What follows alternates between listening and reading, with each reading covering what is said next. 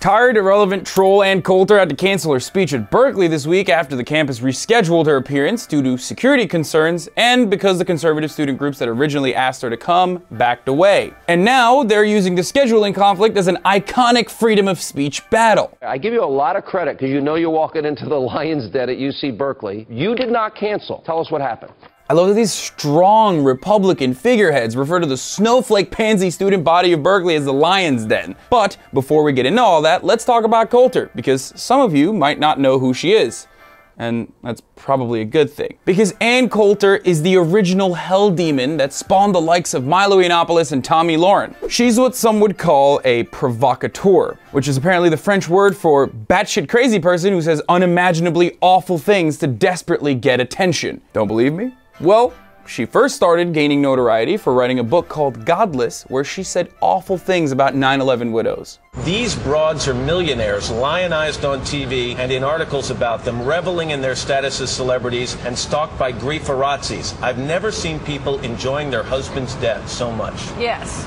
The irony here is that Ann Coulter used the grieving widows to make a name for herself while claiming that the widows were using 9/11 to make themselves famous. That is exactly the kind of twisted way of thinking that makes Ann Coulter extra special. It's that extra with a side of projection. And Republicans don't really care about what Ann has to say either. They just care about the reaction. Look at what Tucker Carlson had to say when asked the question why Republicans love Ann Coulter. I like her because she infuriates these kind of uptight liberals. They want to eat her. They hate her so much. Tucker absolutely nails it on why conservatives like Ann. And there's an entire stable of these asshats on the right. It's almost like the bar for Republican punditry is set so low that they slap a coat of makeup on homeless people raving in the streets and let them loose onto the airwaves. Because the arguments that Ann Coulter crafts are eerily similar to what the homeless guy living outside my apartment shouts at me every morning. And that's precisely why Berkeley College Republicans called upon Ann. They don't give a shit about what she has to say. It's not going to be anything new or anything different than what she's already said. But what I'm saying is she's irrelevant. Both Ann and the college Republicans knew that the media frenzy created around the bubble would be far more substantive than the speech itself. But that doesn't mean she should be prevented from speaking, just like you also have a right to protest. Look, I've said this many times and I will say it again. If you want to beat these nobodies, you gotta let them trip on their own words. Because that's the problem with people who make a living off of trolling. You have to constantly keep pushing the envelope in order to remain relevant, and after a while, newer, younger versions of you will pop up and steal your spotlight.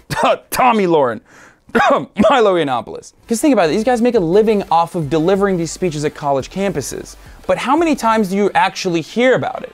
You only hear about it when there's this massive backlash. You know how this wouldn't be a national story right now? If you let Ann Coulter speak to 35 pimple-faced, sexually frustrated young college Republicans and no one cared. So picture that exact image next time you want to stop her from gaining more notoriety. I'm Hassan Piker. Don't forget to follow me on Instagram at Hassan D. Piker and on Twitter at Hassan the Hun. And this has been The Breakdown.